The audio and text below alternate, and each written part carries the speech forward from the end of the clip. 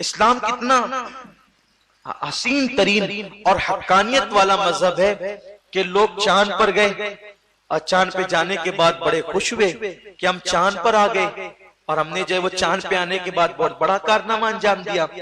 لیکن جب وہ چاند پر پہنچے تو چاند پر پہنچنے کے بعد انہوں نے دیکھا کہ یہ چاند کبھی توڑا گیا تھا، یہ چاند کبھی توڑا گیا تھا، اور توڑنے کے بعد کبھی جوڑا بھی گیا تھا۔ جیسے آئینہ ٹوٹ کر جوڑا جائے تو اس میں سے ایک ہلکا سا نشان ہوتا ہے، ایسے انہوں نے وہاں محسوس کیا۔ تو انہوں نے تحقیق کی کہ اتنا بڑا چاند جو زمین سے بہت بڑا ہے تو اس کو کیسے توڑا جا سکتا ہے، اور توڑ لیا گیا تو پھر جوڑا کیسے جا سکتا ہے۔ جب انہوں نے تحقیق کی تو پتا چلا کہ ہاں آج سے کچھ صدیاں پہلے ایک ایسا اللہ کا برگزیدہ بندہ تھا جس نے مینا کی وادی میں یا جبل ابو قبیس پہ کھڑے رہ کر اشارہ کر کے ہی 2 ٹکڑے کیا تھا۔ اور توڑنا تو سب کو آتا ہے لیکن انہوں نے جوڑ بھی دیا تھا۔ حضور علیہ السلام نے توڑا بھی تھا اور جوڑا بھی تھا۔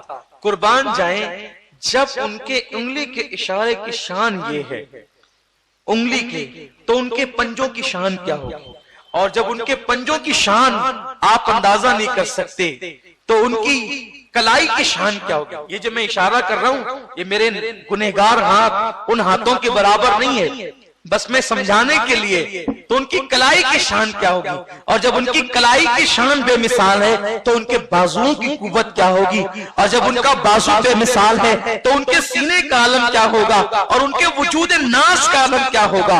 اور جب ایسے وجود والے محمد کی یہ شان ہے تو محمد عربی کو بنانے والا جو خدا ہے اس کی شان کا عالم کیا ہوگا، اس خدا کی قوت کیا ہوگی۔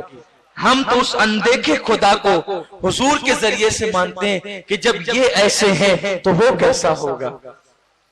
اتنا بڑا رسول ہے، اتنا بڑا رسول ہے۔ دیکھو لوگوں نے جو سورج کو چاند کو یہ بنایا نا، خدا بنایا۔ آج بھی ہندوستان کے اندر ایک چیز چل رہی ہے کہ سورج کو نمسکار کرو۔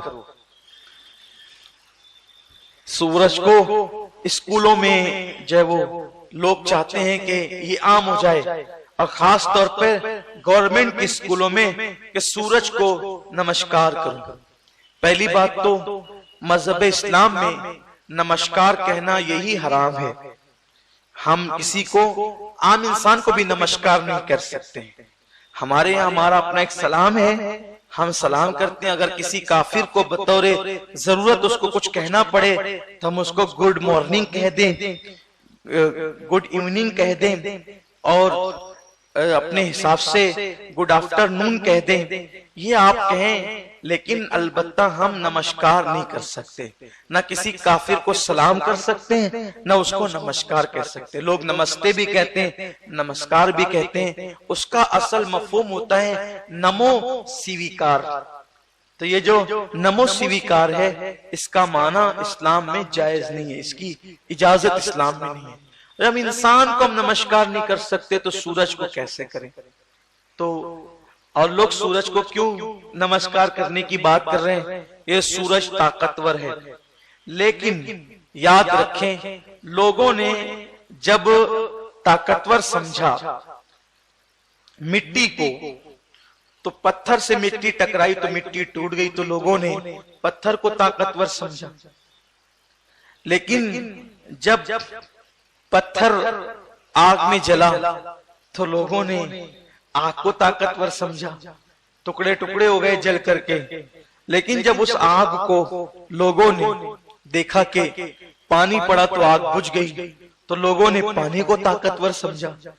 اور پانی جب طاقتور تھا تو پھر لوگوں نے یہ دیکھا کہ چاند جو ہے وہ اتنا طاقتور ہے کہ جس وقت وہ اپنی مخصوص تاریخوں میں سمندر پہ پڑتا ہے تو مد و جزر کے ذریعے سے وہ پانی کو اچھالتا ہے اور سمندر مد و جزر آ جاتا ہے، یا سورج کی شعاعیں اس پہ پڑتی ہے تو وہ پانی بھاپ بن کر کے اڑ جاتا ہے۔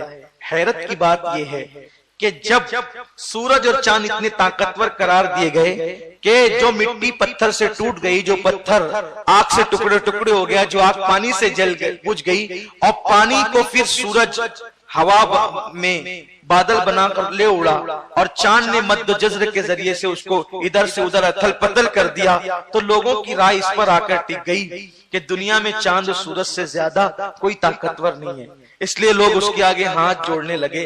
میرے اللہ نے فرمایا حبیب دنیا تو اسے طاقتور مان رہی ہے، ایک کو توڑ کر کے بتا دے اور ایک کو واپس بلا کر کے بتا دے کہ ان کی طاقت نہیں ہے، طاقت تو میرے اندر ہے۔ لیکن جب اس کو طاقتور سمجھا تو لوگوں نے اس کے آگے ہاتھ جوڑ لیے۔ تو جب آپ واپس ایک کو بلاؤ گے اور ایک کو ٹکڑے کرو گے تو لوگ تمہیں خدا کہیں گے، تو پھر ایک کام کرو، پھر آپ یہ بھی کہہ دو قل انما انا بشر مثلکم، کہ میں تو تم جیسا ایک انسان ہوں، تاکہ لوگ تمہیں خدا نہ کہے، کیونکہ وہ تو یہ بات نہیں کہیں گے نا، تو یہ بات محبوب آپ کو کرنی ہے۔